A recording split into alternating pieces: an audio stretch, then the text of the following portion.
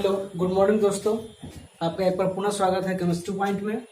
जैसा कि हम लोग पिछले क्लास में इलेक्ट्रोकेमिस्ट्री से रिलेटेड कुछ बातों को देखे थे, उसमें अपन मोलर कंडक्टिविटी, इक्विवेलेंट कंडक्टिविटी, इन सब बातों के बारे में देख लिए थे। हम लोग उससे रिलेटेड कुछ क्वेश्चन भी देखे थे, ठीक है। और फिर बात किए थे डी बाई हक्कर और सागर इक्वेशन का, फिर बात किए थे कोलराउस के नियम का। यहाँ तक अपन बात कर लिए थे। कोलराउस का नियम क्या बोलता है, हम फिर से एक बार बताते हैं। तो देखिए, बोला गया था इनफाइनाइट डाइल्यूशन पर, ठीक है, इनफाइनाइट डाइल्यूशन पर जो किसी भी इलेक्ट्रोलाइट का मोलर कंडक्टेंस होता है वह उसके प्रत्येक आयनों के सम के बराबर होता है। जैसे मान लीजिए आपके पास में लिखा हुआ NaCl, लिखा हुआ NaCl, इस NaCl का आपको निकालना है मोलर कंडक्टेंस इनफाइनाइट डाइल्यूशन पे। तो देखिए, इसका निकालना है इनफाइनाइट डाइल्यूशन पर NaCl का निकालना है आपको मोलर कंडक्टेंस। तो बोला गया इसके प्रत्येक आयनों के सम के बराबर। तो इसके आयनों का अगर सम अपन लेंगे तो मोलर कंडक्टेंस ऑफ केटायन ये रहा, प्लस मोलर कंडक्टेंस कहां पे, इनफाइनाइट डाइल्यूशन पर एनायन। इसी को अपन नाम देते हैं क्या, इनफाइनाइट डाइल्यूशन पे कोलराउस का नियम। और खास बात ये था, जो कोलराउस का नियम था ये सिर्फ और सिर्फ अप्लीकेबल किस पर था, ये आपका अप्लीकेबल था सिर्फ और सिर्फ ये कोलराउस का नियम आपको मोलर और इक्विवेलेंट दोनों कंडक्टेंस, और इसलिए जो है स्ट्रॉन्ग इलेक्ट्रोलाइट और वीक, स्ट्रॉन्ग पे भी एप्लीकेबल था और वीक पे भी। स्ट्रॉन्ग और साथ में आपको जो वीक है उस दोनों पर अप्लाई होता है आपका कौन सा, ये कोलराउस का नियम। लेकिन डी बाई हक्कल और सागर इक्वेशन जो था वो आपका कभी भी स्ट्रॉन्ग पे तो अप्लाई होता है लेकिन वीक पे नहीं अप्लाई होता है। इसी के लिए एक नए नियम को इंट्रोड्यूस किया गया, लाया गया, जिसका नाम क्या था, कोलराउस।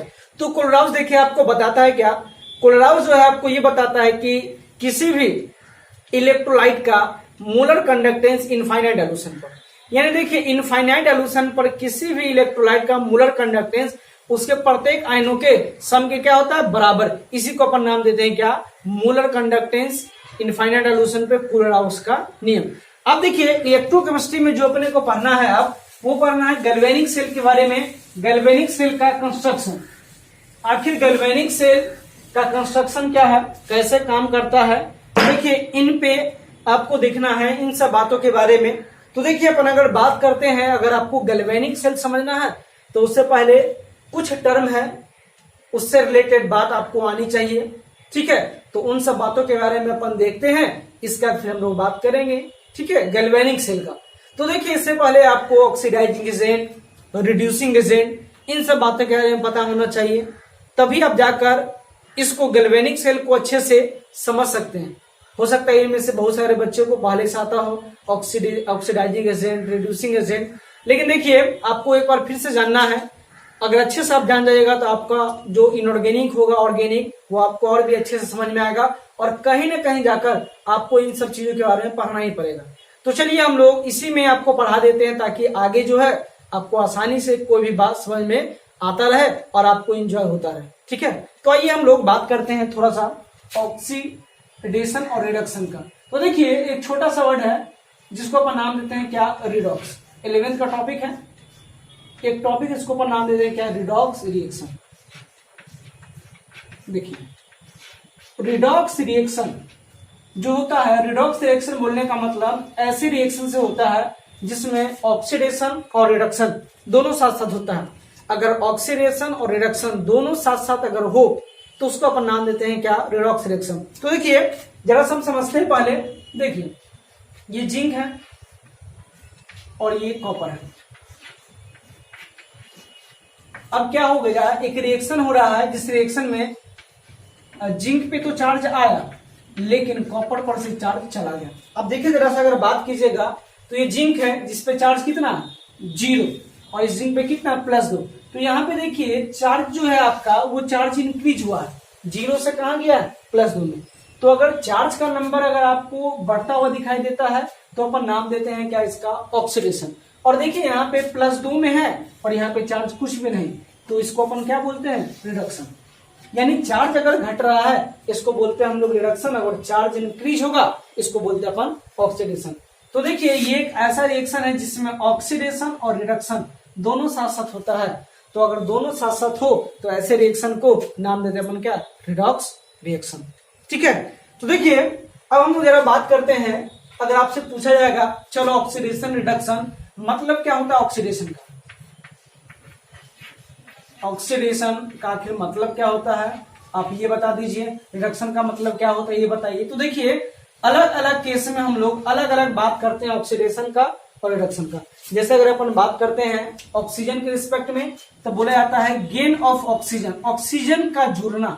ठीक है, गेन ऑफ ऑक्सीजन, जब ऑक्सीजन जुड़ जाता है, ऑक्सीजन का जुड़ाव होता है तो उसको अपन नाम देते हैं ऑक्सीडेशन हुआ। अगर अपन बात करते हैं एग्जाम्पल का तो देखिए जैसे मान लीजिए ये सल्फर है और ये ऑक्सीजन है, दोनों अलग अलग है, दोनों भी अलग है। जब दोनों साथ में जुड़ जाएगा, ऑक्सीजन का जुड़ाव होगा तो ये क्या कहलाएगा ऑक्सीडेशन। जैसे कार्बन है, इसके साथ अगर ऑक्सीजन को आप ऐड कर दीजिएगा तो बन जाएगा कार्बन डाइऑक्साइड। तो देखिए ऑक्सीजन का योग होना, ऑक्सीजन का जोड़ना क्या कहलाता है ऑक्सीडेशन। अगर अपन बात करते हैं रिडक्शन का, अगर अपन बात करते हैं रिडक्शन का तो देखिए रिडक्शन का मतलब इसका अपोजिट ऑक्सीजन का लॉस होना, यानी loss of oxygen. Loss of oxygen को अपन नाम देते हैं, लॉस ऑफ ऑक्सीजन को हम लोग नाम देंगे क्या रिडक्शन। जहां पे ऑक्सीजन का लॉस अगर होता है उसको नाम देते हैं हम लोग क्या रिडक्शन।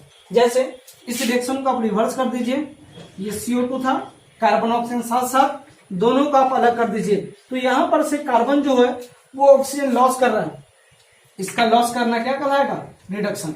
तो देखिए ये ऑक्सीजन के रिस्पेक्ट में ऑक्सीडेशन और रिडक्शन। अगर कोई स्पीसीज ऑक्सीजन गेन करता है तो ऑक्सीडेशन, अगर लॉस करता है तो नाम देते हैं क्या रिडक्शन।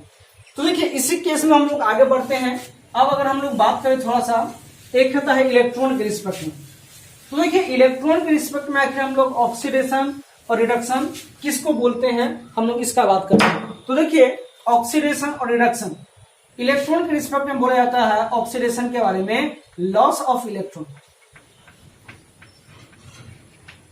यानी ऐसा कोई भी स्पीसीज है जो इलेक्ट्रॉन लॉस करता है, यानी इलेक्ट्रॉन लॉस करने वाले स्पीसीज को अपन नाम देंगे क्या ऑक्सीडेशन। और आपको पता है जनरली जो मेटल होते हैं वो इलेक्ट्रॉन लॉस करते हैं, चूंकि मेटल का डिफिनेशन भी होता है वही, ऐसे कोई भी स्पीसीज जो इलेक्ट्रॉन लॉस करे उसको अपन नाम देते हैं क्या मेटल। तो देखिए जैसे मान लीजिए सोडियम है, तो बताइए सोडियम का टेंडेंसी क्या है, ये एक इलेक्ट्रॉन लॉस करके चला जाता है सोडियम आयन में। अभी इलेक्ट्रॉन क्यों लॉस करता है जरा देखिए, अगर हम लोग इसका ऑर्बिटल इलेक्ट्रॉनिक कॉन्फ़िगरेशन लिखेंगे तो 281, चूंकि एटॉमिक नंबर 11 है, इसके ऑर्बिटल में इलेक्ट्रॉन का फिल करना है तो 2, 8, 10 और 1, 11। देखिए क्या इसका ऑक्टेट कंप्लीट है, नहीं, ऑक्टेट इनकम्प्लीट है। अगर ये अपना ऑक्टेट कंप्लीट करना चाहता है तो इसको एक इलेक्ट्रॉन क्या करना पड़ेगा, लॉस करना पड़ेगा। तो देखिए इस इलेक्ट्रॉन को लॉस करके ये अपना जो ऑक्टेट है ये अपना ऑक्टेट कंप्लीट कर चुका है। तो देखिए इस वजह से कोई भी इसमें इलेक्ट्रॉन गेन और लॉस करता है वो अपने ऑक्टेट को कंप्लीट करने के लिए वो अपना ऑक्टेट चाहता है कंप्लीट हो जाए, और कंप्लीट अगर हो जाएगा तो वो क्या हो जाएगा, स्टेबल हो जाएगा। तो इसीलिए ये इलेक्ट्रॉन लॉस किया, और इलेक्ट्रॉन जो भी लॉस करेगा उसको अपन क्या नाम देंगे ऑक्सीडेशन। ऐसा कोई भी स्पीसीज है जो इलेक्ट्रॉन लॉस करते हैं तो क्या होंगे, वो ऑक्सीडेशन होगा उनका। अगर बात करें रिडक्शन का तो देखिए रिडक्शन इसका अपोजिट गेन ऑफ इलेक्ट्रॉन, यानी जब इलेक्ट्रॉन गेन होगा उस टाइम में हम इसको क्या बोलेंगे रिडक्शन, यानी इलेक्ट्रॉन ग्रहण करने वाले को नाम देते हैं अपन रिडक्शन। ऐसे कौन होते हैं नॉन मेटल, जैसे मान लीजिए क्लोरीन है, ठीक है, चूंकि इसका एटॉमिक नंबर है 17, इसका ऑर्बिटल कॉन्फ़िगरेशन लिखेंगे तो 2, 8 और 7। इसके पास में अगर एक इलेक्ट्रॉन कहीं से आ जाए तो इसका ऑक्टेट कंप्लीट हो जाएगा। तो इस ऑक्टेट को कंप्लीट करने के लिए इलेक्ट्रॉन क्या करेगा, गेन करेगा, और गेन करके चला गया 2, 8, 10 और 8, 18। तो देखिए इसको अपन नाम देते हैं क्या रिडक्शन। तो अगर ऑक्सीडेशन और रिडक्शन, और देखिए ये आपको बार बार रिपीट होगा, बार बार आएगा तो आपको समझना भी पड़ेगा, ठीक है। तो ऑक्सीडेशन और रिडक्शन का सिंपल सा मतलब होता है क्या, अगर कोई भी स्पीसीज इलेक्ट्रॉन के रिस्पेक्ट में अगर इलेक्ट्रॉन लॉस करता है तो ऑक्सीडेशन, और इलेक्ट्रॉन गेन करता है तो उसको क्या बोलते हैं रिडक्शन। अब दूसरा है जिसको अपन नाम देते हैं हाइड्रोजन के रिस्पेक्ट में। तो देखिए हाइड्रोजन के रिस्पेक्ट में ऑक्सीडेशन और रिडक्शन किसको बोलेंगे? तो अगर कोई भी स्पीशीज है और अगर वो स्पीशीज आपका अगर हाइड्रोजन को लॉस करता है, loss of hydrogen, loss of hydrogen, अगर हाइड्रोजन का लॉस करता है तो उसको अपन नाम देते हैं क्या? हाइड्रोजन। अगर कोई स्पीशीज है अगर वो हाइड्रोजन लॉस करता है,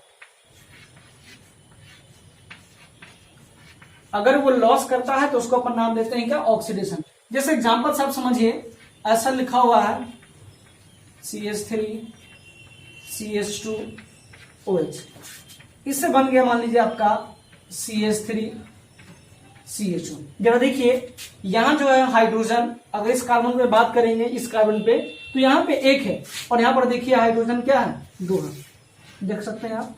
तो देखिए loss of hydrogen, hydrogen loss करना ऑक्सीडेशन, इसका अपोजिट रिडक्शन, इसका अपोजिट क्या होगा? रिडक्शन। रिडक्शन बोलने का मतलब gain of hydrogen, gain of hydrogen. अगर हाइड्रोजन गेन करेगा तो उसको नाम देंगे अपन क्या? रिडक्शन। जैसे एग्जांपल की अगर बात करते हैं तो एग्जांपल देखिए ऐसा लिखा हुआ है CH3 CHO, इससे आपका बन गया CH3 CH2OH। तो देखिए अगर हम लोग बात करें इस कार्बन के पास में एक हाइड्रोजन, लेकिन जैसे ये यहाँ पे आ गया तो हाइड्रोजन कितना हो गया? 1 से 2 हो गया, हाइड्रोजन का नंबर इंक्रीज हुआ, और हाइड्रोजन का नंबर इंक्रीज करना क्या कहलाता है? Oxidation, so reduction. तो इस तरह से अपन ऑक्सीडेशन और रिडक्शन को समझ सकते हैं, ठीक है। अब बात आती है कि सर आखिर हम लोग कैसे ऑक्सीडेशन नंबर को कैलकुलेट करते हैं? ऑक्सीडेशन नंबर कैलकुलेट करना, क्योंकि देखिए बार बार आपको ऑर्गेनिक में भी इनऑर्गेनिक में भी ये सब टर्म रिपीट होगा, बार बार रिपीट होगा, तो इसीलिए आप समझने का कोशिश कीजिए आखिर हम लोग किसी भी स्पीशीज का कैसे निकालते हैं ऑक्सीडेशन नंबर उसका, ठीक है। तो हम लोग उसका बात करते हैं ऑक्सीडेशन नंबर। देखिए छोटा सा वर्ड है, समझने का कोशिश कीजिएगा। ऑक्सीडेशन नंबर, देखिए ऑक्सीडेशन नंबर मतलब क्या होगा? तो देखिए ऑक्सीडेशन नंबर बोलने का मतलब ऐसे संख्या से है जो किसी भी एटम पे या एलिमेंट पे या तो रियल में प्रेजेंट हो या फिर इमेजिनरी में, या तो वास्तविक हो या काल्पनिक हो, उसको अपन नाम देते हैं क्या? Oxidation number. जैसे मान लीजिए हम लोग बात करते हैं ये एल्युमिनियम है, इस एल्युमिनियम पे +3 चार्ज दिख रहा है, तो देखिए ये जो एल्युमिनियम है इस पे +3 चार्ज, तो हो सकता है देखिए ये जो +3 चार्ज है वो रियल में हो, या हम लोग ऐसा जूम करने मान रहे हैं तो हम लोग बोल सकते हैं। तो देखिए इस एलिमेंट पे जो भी आपको चार्ज दिखाई दे रहा है, ठीक है, ये रियल में हो या इमेजिनरी में, इसी को अपन नाम देते हैं क्या? Oxidation number. तो ऑक्सीडेशन नंबर कुछ नहीं है, ऑक्सीडेशन नंबर बोलने का मतलब सिंपल सा है क्या? किसी भी एलिमेंट पर जो रियल में और इमेजिनरी में जो भी चार्ज प्रेजेंट होते हैं उसी चार्ज को अपन नाम देते हैं क्या? ऑक्सीडेशन नंबर, ठीक है। अब हम लोग आगे आते हैं कैसे कैलकुलेट करते हैं। तो देखिए आपको अगर पता हो, ठीक है, किसी भी एटम में इलेक्ट्रॉन का नंबर निकालने का, मैक्सिमम इलेक्ट्रॉन निकालने का फॉर्मूला होता है 2n²। यही से अपन कैलकुलेट करते हैं। पहले सेल में 2 इलेक्ट्रॉन, दूसरे में 8, फिर 18, फिर 32, फिर 50, फिर 72, ऐसे करके। तो हम लोग देखिए यहाँ पे बात करते हैं, सिर्फ यहाँ पे आप समझिए, इसको अगर हम लोग ऑक्टेट के फॉर्म में अगर इसको हम लोग ब्रेक करना चाहें तो इसको लिख सकते हैं अपन 2, 8। इसको ऑक्टेट के फॉर्म में अगर इसको स्प्लिट किया जाए तो लिख सकते हैं 8, 8 और 2 लिख सकते हैं। तो देखिए ऐसा आपको करना अगर पड़े, ठीक है, तो आप इतना सारे वर्ड को आप देख लिए अच्छे से, अगर ये आपको आ जाएगा तो किसी भी एलिमेंट का आप उसका ऑक्सीडेशन नंबर इजी में कैलकुलेट कर सकते हैं। देखिए अगर अपन बात करते हैं आपके पास में क्या क्या मिलेगा, हम लोग जनरल उसका बात करते हैं। नाइट्रोजन एटॉमिक नंबर 7, अगर ब्रेक करेंगे तो 2 और 5। देखिए इसको अपना ऑक्टेट कंप्लीट करने के लिए 3 इलेक्ट्रॉन चाहिए, 3 इलेक्ट्रॉन चाहिए तो ये किसी से गेन करेगा, तो इसका ऑक्सीडेशन नंबर कितना? हम लोग -3 हम लोग कैलकुलेट कर सकते हैं। ऑक्सीजन है 8, 2, 6, बताइए कितना इसको चाहिए? 2, तो बताइए ना, इसके लिए हम लोग 2 चाहिए, रिक्वायर्ड है, तो लेंगे कितना? -2। इसी तरह मान लीजिए सोडियम है, एटॉमिक नंबर है 11, तो 2, 8, 1। बताइए इसका ऑक्टेट कंप्लीट है? ऑक्टेट तो कंप्लीट है, लेकिन एक इलेक्ट्रॉन जो वैलेंस शेल में इसको रिमूव करना होगा। अगर ये रिमूव हो जाता है, इसका ऑक्टेट कंप्लीट हो जाएगा, तो ये इलेक्ट्रॉन लॉस करना चाहेगा, और अगर लॉस करेगा तो ऑक्सीडेशन नंबर +1। ठीक है, इसका जैसे मान लीजिए क्लोरीन है, एटॉमिक नंबर 17287, इसको अपना ऑक्टेट कंप्लीट करने के लिए कहीं से भी एक इलेक्ट्रॉन चाहिए, तो ये गेन करेगा तो अपन बोल सकते हैं ऑक्सीडेशन कितना, -1। इस तरह से हम लोग कैलकुलेट करते हैं। इसका यूज कैसे करेंगे अभी हम दिखाते हैं, पर आप देख लीजिए पहले।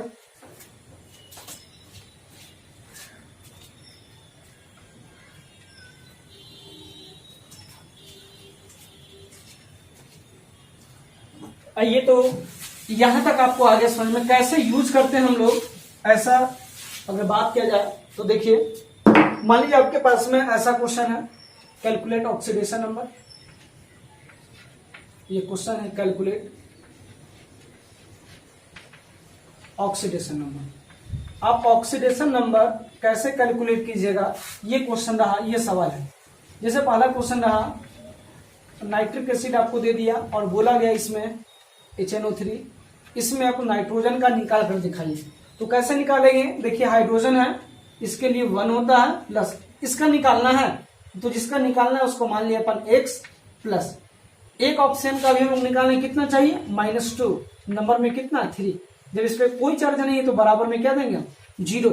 देखिए 1 plus x plus minus, minus बराबर 0, ये +1 -6, तो x -5 बराबर 0, x बराबर क्या आ गया, +5। आप x किसको मानेंगे थे, नाइट्रोजन को, ये नाइट्रोजन का ऑक्सीडेशन नंबर कितना, +5। अब देखिए यहाँ पे अगर आपको ऐसा मिलता है सल्फ्यूरिक एसिड, H2SO4, इसमें सल्फर का पूछा है, तो जिसका पूछा है उसको आप जो मन करे मान सकते हैं। x मानना, x मान लीजिए हाइड्रोजन का 1 होता है, ये नंबर में 2, इसलिए 2 से मल्टीप्लाई, इसका निकालना है तो इसको मान लिया अपन क्या, x प्लस ऑक्सीजन का -2 × 4 बराबर 0, तो हो गया 2 प्लस x -8 बराबर 0, x -6 बराबर 0, तो x बराबर कितना हो जाएगा, +6।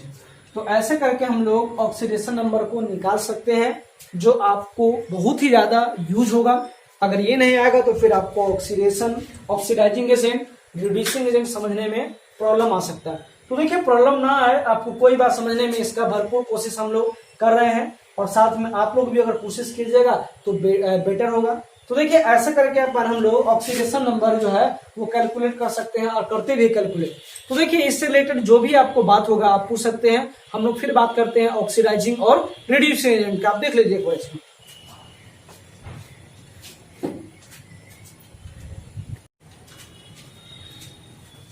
तो आइए हम अब बात करते हैं ऑक्सीडाइजिंग और रिड्यूसिंग एजेंट का। आखिर ऑक्सीडाइजिंग और रिड्यूसिंग एजेंट क्या होता है, हम लोग इसका बात करते हैं। तो देखिए, ऑक्सीडाइजिंग और रिड्यूसिंग, ये ऐसे 2 वर्ड हैं जो आपको इस चैप्टर में बहुत बार आएंगे, बहुत ही ज्यादा बार यूज होगा। तो देखिए, जब यूज होगा तो उससे पहले आपको उसका मीनिंग, उसका पता होना चाहिए। अगर नहीं पता होगा तो आपको बहुत सारा प्रॉब्लम होगा, फिर आप बातों को ठीक से नहीं समझ सकते हैं। तो देखिए, हम लोग उसको ठीक ढंग से बताने के लिए आपको इन दोनों बातों को समझना होगा। ऑक्सीडाइजिंग और रिड्यूसिंग दोनों एजेंट को समझना बहुत जरूरी है। तो देखिए, जो ऑक्सीडाइजिंग एजेंट है बाबू, ये ऑक्सीडाइजिंग एजेंट क्या होता है, हम लोग इसका बात करते हैं। तो देखिए, वैसे स्पीशीज जो दूसरे को ऑक्सीडाइज करते हैं, दूसरे को ऑक्सीडाइज मतलब दूसरे का ऑक्सीडेशन करवाते हैं और खुद रिड्यूस होते हैं। फिर से समझिए, वैसे स्पीशीज जो दूसरे का ऑक्सीडाइज करके खुद रिड्यूस होते हैं, मतलब दूसरे का ऑक्सीडेशन करवाएंगे और खुद का रिडक्शन। ऐसे स्पीशीज को नाम देते हैं हम लोग क्या, ऑक्सीडाइजिंग एजेंट। या हम लोग दूसरे भाषा में ऐसे बोल सकते हैं, ठीक ना, दूसरे भाषा में अगर बोलना होगा तो बोल सकते हैं इलेक्ट्रॉन ग्रहण करना, और इलेक्ट्रॉन ग्रहण करना और ऑक्सीजन लॉस करने वाले को अपन नाम देंगे क्या, ऑक्सीडाइजिंग एजेंट। फिर से समझिए, ऑक्सीजन लॉस करना और इलेक्ट्रॉन ग्रहण करना, ऐसे स्पीशीज को हम लोग नाम देंगे क्या, ऑक्सीडाइजिंग एजेंट। ठीक है, आपको पता है जो नॉन मेटल होते हैं वही क्या करते हैं, इलेक्ट्रॉन को गेन करते हैं।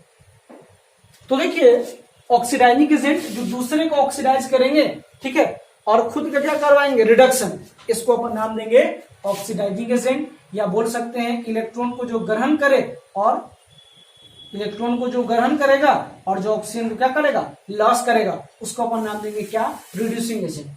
चलो इसको बोलेंगे हम लोग ऑक्सीडाइजिंग एजेंट। दूसरा अगर बात करते हैं अपन रिड्यूसिंग एजेंट का, उसका अपोजिट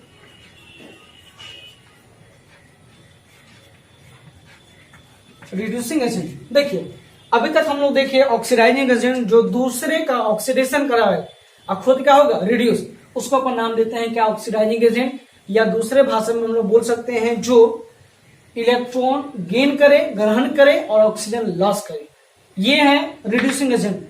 रिड्यूसिंग यानी वैसा स्पीशीज जो दूसरे को रिड्यूस करता है, दूसरे को रिड्यूस करके खुद का ऑक्सीडेशन करे, उसको अपन नाम देते हैं क्या, तो रिड्यूसिंग एजेंट। दूसरे को रिड्यूस करके खुद ऑक्सीडाइज हो जाए, ठीक ना, उसको अपन नाम देते हैं क्या, रिड्यूसिंग एजेंट। और दूसरे अगर भाषा में बोलना हो तो हम लोग ऐसे बोल सकते हैं, कैसे बोलना होगा कि देखिए ऐसे स्पीशीज जो इलेक्ट्रॉन लॉस करते हैं, इलेक्ट्रॉन लॉस करते हैं और ऑक्सीजन को ग्रहण करते हैं, ऐसे स्पीशीज को नाम देते हैं हम लोग क्या, रिड्यूसिंग एजेंट। आपको पता है ऐसे कौन से स्पीशीज होते हैं, तो मेटल, जो मेटल होते हैं उनका काम क्या है, इलेक्ट्रॉन को लॉस करना और ऑक्सीजन को गेन करना, उसको अपन नाम देंगे क्या, रिड्यूसिंग एजेंट। तो देखिए ये ऑक्सीडाइजिंग और रिड्यूसिंग। अब हम लोग जैसे क्वेश्चन आएगा आइडेंटिफाई करने के लिए, तो हम लोग पहचानेंगे कैसे, आइए हम लोग इसके ऊपर में बात करें। तो देखिए पहचानने का सिंपल सा मतलब क्या है कि अगर कोई एलिमेंट ऐसा, अगर कोई भी एटम अगर आपको दिखाई देता है जो अपने अधिकतम ऑक्सीडेशन स्टेट में हो, अपने मैक्सिमम ऑक्सीडेशन में हो, और अगर अपने मैक्सिमम ऑक्सीडेशन स्टेट में अगर कोई स्पीशीज होते हैं, ठीक है, तो वो हमेशा अपने ऑक्सीडेशन नंबर को, चार्ज को कम करना चाहते हैं, और अगर चार्ज को कम करेंगे तो चार्ज का घट जाना रिडक्शन और चार्ज का बढ़ जाना ऑक्सीडेशन। तो देखिए जैसे मान लीजिए आपके पास में ऐसा मिल गया सल्फ्यूरिक एसिड, देखिए आर मिल गया आपको सल्फ्यूरिक एसिड H2SO4, आपको पूछा ये ऑक्सीडाइजिंग की रिड्यूसिंग एजेंट है, आपको बताना है। तो इसको बताने के लिए सिंपल सा आप ऑक्सीडेशन नंबर निकालिए, ऑक्सीडेशन नंबर किसका, सल्फर का निकालिए, 1 × 2 + x + -2 × 4 = 0, 2 + x - 8 = 0। तो हम लिख सकते हैं x - 6 = 0, x = +6। यानी देखिए सल्फर अपने मैक्सिमम ऑक्सीडेशन नंबर +6, मैक्सिमम जो उनका होता है ऑक्सीडेशन नंबर सल्फर का, इसका मैक्सिमम है 6। अब बताइए 6 आ गया तो ये यहां से अपने ऑक्सीडेशन नंबर को बढ़ा नहीं सकता है, यानी अब इसको चार्ज घटाना पड़ेगा। तो चार्ज को जब ये घटाएगा तो चार्ज का घटना कहलाता है रिडक्शन, चार्ज का घटना क्या कहलाता है, रिडक्शन। और जिसका भी रिडक्शन होगा वो काम करेगा किसकी तरह, ऑक्सीडाइजिंग एजेंट की तरह। यानी किसकी तरह ये बिहेव करेगा, ये करेगा ऑक्सीडाइजिंग एजेंट की तरह। तो देखिए आप बार बार कंफ्यूज हो जाइएगा, सर कैसे पहचानना होगा ऑक्सीडाइजिंग एजेंट, कैसे पहचानना होगा रिड्यूसिंग एजेंट। तो देखिए अगर कोई भी एलिमेंट अपने मैक्सिमम ऑक्सीडेशन नंबर में हो तो अपना ऑक्सीडेशन नंबर मैक्सिमम के बाद बढ़ा नहीं सकता, बढ़ाएगा नहीं तो घटाना पड़ेगा। तो अगर कोई भी स्पीशीज अगर अपने मैक्सिमम ऑक्सीडेशन नंबर में हो तो बिहेव करेगा किसकी तरह, ऑक्सीडाइजिंग एजेंट की तरह। और अगर मिनिमम में हो, जैसे ये रहा हाइड्रोजन सल्फाइड, इसमें आप इसका निकालिए तो इसका मान लीजिए हम लोग 1 × 2 होगा, इसका निकालना है तो x, तो x बराबर कितना, -2। ये सल्फर -2 में आ गया है, -2 में आने का मतलब ये अपने मिनिमम में है, मिनिमम में है यानी अपना ऑक्सीडेशन में बढ़ा नहीं सकता है। और कोई स्पीशीज अगर अपने मिनिमम में अगर मौजूद हो तो हम लोग बोलते हैं क्या, अगर मिनिमम में हो तो बिहेव करेगा किसके तरह, रिड्यूसिंग एजेंट की तरह।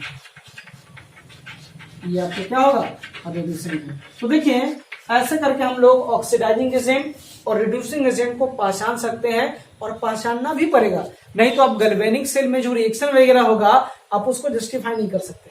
और अगर उसको नहीं पहचान सकते हैं तो फिर आपसे एक भी क्वेश्चन नहीं बनेगा, अगर क्वेश्चन नहीं बनेगा तो फिर कहेगा सर क्या पढ़ा दिए। तो इसीलिए आपको ऑक्सीडाइजिंग एजेंट, रिड्यूसिंग एजेंट अच्छे से समझना है। देखिए जरा सा क्या है, फिर से ऑक्सीडाइजिंग एजेंट जो इलेक्ट्रॉन को गेन करता है और ऑक्सीजन को लॉस करता है, जनरली नॉन मेटल। और ये रिड्यूसिंग एजेंट जो ऑक्सीजन को ग्रहण करे और इलेक्ट्रॉन का लॉस करे। कौन? मिड। पहचाने कैसे? अगर कोई एलिमेंट मैक्सिमम ऑक्सीडेशन नंबर में, मैक्सिमम अधिकतम, तो बिहेव करेगा ऑक्सीडाइजिंग एजेंट की तरह, और अगर मिनिमम में होगा तो रिड्यूसिंग एजेंट की तरह। ऐसे हम लोग आइडेंटिफाई कर सकते हैं ऑक्सीडाइजिंग और रिड्यूसिंग एजेंट। ठीक है।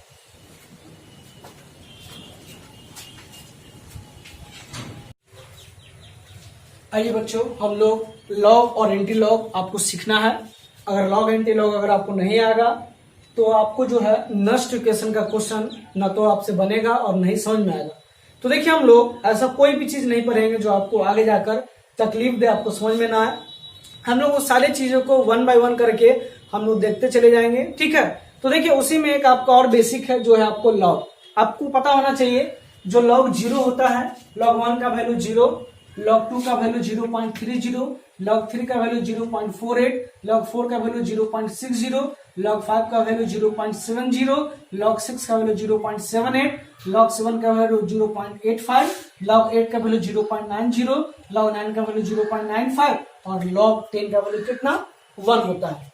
अब अगर हम लोग बात करें, और अगर मान लीजिए आपके पास में ऐसा लिखा हुआ मिल जाए लॉग 0, मिल ही सकता है। तो देखिए, लॉग 0 जो होता है ये डिफाइन नहीं होता है, नॉट डिफाइन। हम लोग नॉट डिफाइन इसको लिखेंगे, नहीं परिभाषित है। इसके बाद जैसे मान लीजिए आपको मन करे कि लॉग निगेटिव, अगर मन करे आपको कि सर लॉग निगेटिव अगर अपन ले ले, लॉग निगेटिव, तो देख लीजिए ये लॉग निगेटिव भी नॉट डिफाइंड है। इसको आप डिफाइन नहीं कर सकते हैं, हम लोग नहीं करेंगे। ठीक है। और बाकी ये बात आपको याद रखना है। मान लीजिए आपके पास में अगर ऐसा मिल जाए log 100, तो देखिए 100 को अपन कैसे लिख सकते हैं? इसको ऐसा लिख सकते हैं log 10⁻⁴ कितना? 2, और जितना पावर होगा उतना ही log का वैल्यू। अगर ऐसा लिखा हुआ है log 1000, तो इसको लिख सकते हैं log 10⁻³ कितना? 3, और जो पावर होगा उसी को अपन लिख देंगे, यही हो जाएगा।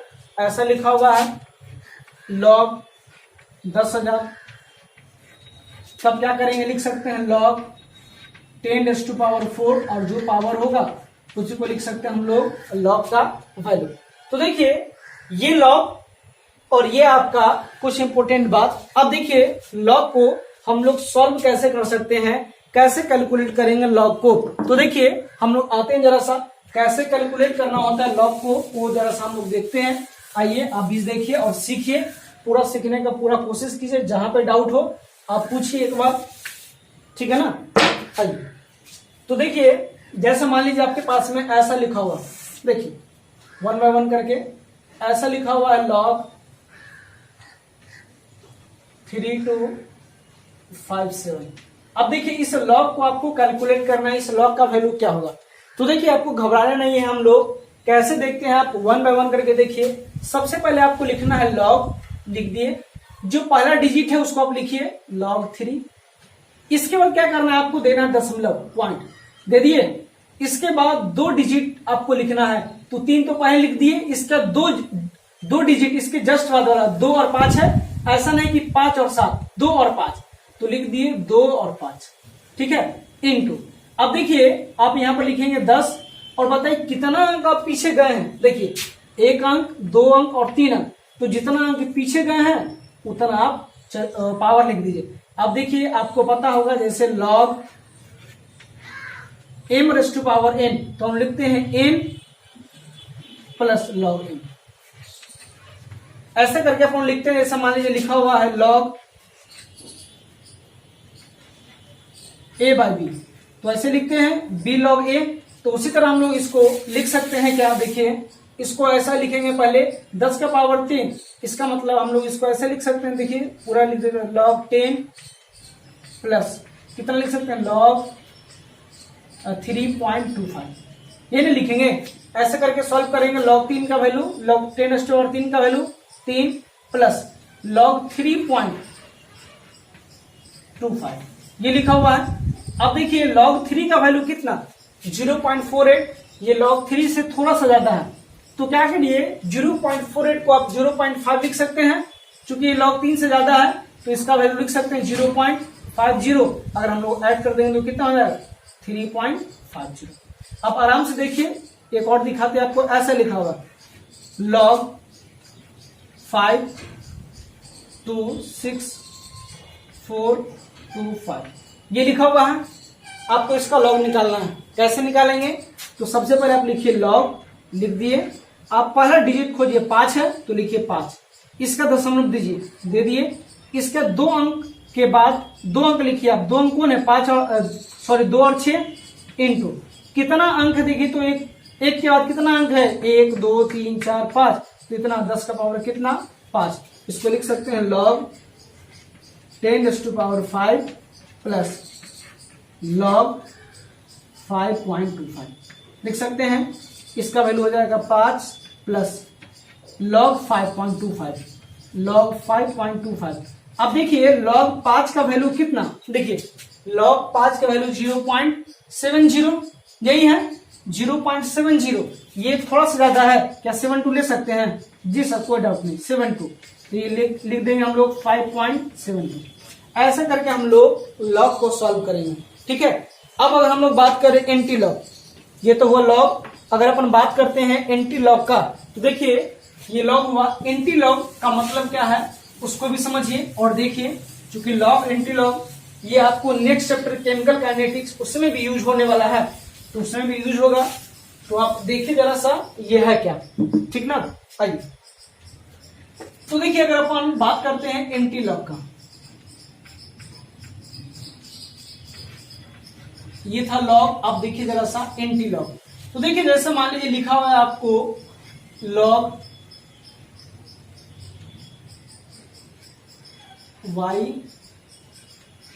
बराबर 1, ऐसा कुछ लिखा हुआ है। अच्छा, एंटी का मतलब समझ में आता है? अपोजिट। जैसे मान लीजिए 2 लिखा हुआ है, इसके नीचे कुछ नहीं मतलब 1, इसका एंटी 1/2। ऐसे करके लिखेंगे हम लोग? नहीं, ऐसे करके लिखेंगे ना। मान लीजिए अगर 5 लिखा हुआ है, इसके नीचे कुछ नहीं मतलब 1, इसका एंटी कितना? 1/5। तो देखिए लॉग का जो अपोजिट है, उल्टा, उसको अपन नाम देते हैं क्या? Anti log. तो देखिए लॉग y बराबर अगर अपन 1 माने हैं, तो अपने को देखिए जरा सा, अगर y निकालना हो तो अपन लिख सकते हैं 1/log, और इसी को, ये जो है इसी को अपन नाम क्या देंगे? Anti log. इसी को हम लोग नाम देते हैं क्या? Anti log. तो लॉग का उल्टा जो होगा वो एंटी लॉग। अब देखिए कैसे निकालना होता है एंटी लॉग। तो देखिए सिंपल सा मतलब है y बराबर, ठीक ना, 10⁻, जो भी आपको लिखा हो वो। तो देखिए हम लोग एक सिंपल सा लिख सकते हैं, जिसका भी एक छोटा सा कॉन्सेप्ट आप लिख लीजिए, जिसका भी एंटी लॉग लिखना हो, जिसका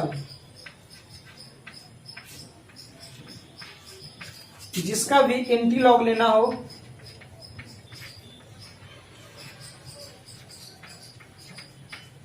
जिसका भी एंटी लॉग लेना हो उसे 10 के खोपड़ी पर डाल देते हैं। उसे 10 के खोपड़ी पर लिख देते हैं। सिंपल सा मतलब है, लिख देते हैं। उसे 10 के खोपड़ी पर लिख देंगे। जिसका भी आपको एंटी लॉग निकालना हो, किसी का भी अगर आपको एंटी लॉग लिखना हो तो 10 के खोपड़ी पर लिख दीजिए। जैसे मान लीजिए क्वेश्चन ऐसा आया, लॉग y बराबर 4, आपको y निकालना है तो कुछ नहीं कीजिए, जो आपका है 10 के खोपड़ी पर डाल दीजिए, हो गया एंटी लॉग। अगर मान लीजिए अगर आपको 5 का निकालना है, लॉग 5 का निकालना है आपको एंटी लॉग, तो कुछ मत कीजिए, 10 के खोपड़ी पर डाल दीजिए। अगर आपको निकालना है 6 का, अगर आपको 6 का निकालना होगा तो लिख सकते हैं हम लोग y बराबर सिंपल 10 10 कितना? 6। जिसका भी एंटी लॉग लिखना हो उसके 10 के खोपड़ी पर डाल दीजिए। सिंपल सा मतलब है, वही हो गया आपको क्या? Anti log. तो देखिए ये हुआ लॉग और एंटी लॉग। अब देखिए एंटी लॉग में एक दूसरा टाइप का बात आता है, जरा सा उसको देखिए कैसे हम लोग करेंगे, बहुत जरूरी है, सीखना भी आपको। देखिए अगर मान लीजिए कुछ ऐसा क्वेश्चन लिखा हुआ है, लॉग y बराबर -3.6, इसका आपको एंटी लॉग लिखना है। तो इसका एंटी लॉग लिखना होगा तो कैसे लिखेंगे हम लोग? देखिए इस तरह के क्वेश्चन में हम आपको बताएं, सिंपल सा क्या करना है आपको, 10 के खोपड़ी पर, ये हुआ 10, इसके खोपड़ी पर आप जो डिजिट दिया हुआ है उसको आप लिख दिए। अब देखिए जरा सा, अगर आप इस फ्रैक्शन को भूल जाते हैं, आपको 3 दिखाई दे रहा है, तो अगर निगेटिव चार्ज लिखा हुआ है तो उसको अपन एक डिजिट बढ़ाकर लिखते हैं, कितना, 3 है तो लिख दिए 4, 3 था 4। अब देखिए ये जो आपको बच गए 0.60, ये क्या करना है आपको, 1 में से 0.60 को सब्सट्रैक्ट कर देना है, माइनस कर लेना है, ये कितना जाएगा 0.38। आप सोचिए ये 0.38 किस लॉग का वैल्यू, तो आपको पता होगा log 2 का वैल्यू होता है 0.30। क्या ये log 2 से ज्यादा है, तो अपन ऐसा लिख सकते हैं 2.5 ले लेते हैं, 2.5 इंटू 10⁻⁻10। ये इसका आंसर। नहीं आया समझ में, कोई बात नहीं, एक और देखिए आपको आ जाएगा, log y बराबर ऐसे लिखा हुआ -4.34, ये लिखा हुआ है। अब आपको कैलकुलेट करना है, तो देखिए जो बताए हैं सीधे रखना है 10 के खोपड़िया पर, 10 इसके खोपड़िया पर डाल दिए। अब इसको, अब देखिए माइनस वाला है, हम आपको सिखाया है, जो पावर होगा उस एक पावर को बढ़ा देना, एक बढ़ाना पावर, 4 है तो क्या लिखेंगे 10 का पावर -5 इंटू, अब देखिए आपको करना क्या है, 0.35 है, आपको 1 में से घटाना 0.34 को, और इसको करेंगे तो आ जाएगा 0.66। अब बताइए 0.66 किस लॉग का वैल्यू होता है, आपको पता होगा log 4 का वैल्यू 0.60, थोड़ा सा ज्यादा तो थोड़ा सा ज्यादा 4.2 ले लीजिए, 5 ले लीजिए, जो लेना आप ले लीजिए। ऐसे करके हम लोग एंटी लॉग को सॉल्व करते हैं। कहोगे सर आज क्या पढ़ाया, आज तो कुछ पढ़ाई नहीं, बकवास, कुछ नहीं मजा है। तो देखिए ये मजा उसी को आएगा आगे पढ़ने में जो आज वाले लेक्चर को ढंग से देखेगा, जो आज वाले लेक्चर को ढंग से नहीं देखेगा उसको आगे कुछ भी समझ में नहीं आने वाला है। इसीलिए अगर आपको नष्ट इक्वेशन, गैल्वेनिक सेल आपको समझना है, oxidation, reduction, oxidising agent, reducing agent और नष्ट इक्वेशन सॉल्व करना है तो लॉग और एंटी लॉग ये आपको आना चाहिए। अगर ये नहीं आएगा तो आप किसी भी लॉग का वैल्यू कैलकुलेट नहीं कीजिएगा, डायरेक्ट हम लिखेंगे देखो वो ये लॉग है, इसको ऐसे सॉल्व किया, इसका आंसर ये है। फिर कहोगे सर नहीं समझ में आया, तो फिर आपको रिवर्स में आना ही पड़ेगा, ये वीडियो देखना ही पड़ेगा, और नहीं तो बस जैसे सब लोग सारे बच्चे होते हैं, किसी को कोई मतलब ही नहीं है, क्लास चल रहा है तो चल रहा है, आप भी वैसे ही रह जाएंगे। तो अगर आपको सीखना है तो आपको ये सारा काम करना ही पड़ेगा, इस लेक्चर को ढंग से देखना पड़ेगा, तभी जाकर आपको बात क्लियर हो पाएगा। ठीक है, तो आज के लिए काफी, हम लोग अगले क्लास में गैल्वेनिक सेल शुरू करेंगे और आपको पता चलेगा आज जो हम लोग पढ़े हैं ऑक्सीडेशन और रिडक्शन, ऑक्सीडाइजिंग और रिड्यूसिंग एजेंट, इसका क्या मतलब है। ठीक है, तो आज के लिए काफी है, हम लोग मिलते हैं एक ब्रेक के बाद। Thank you very much.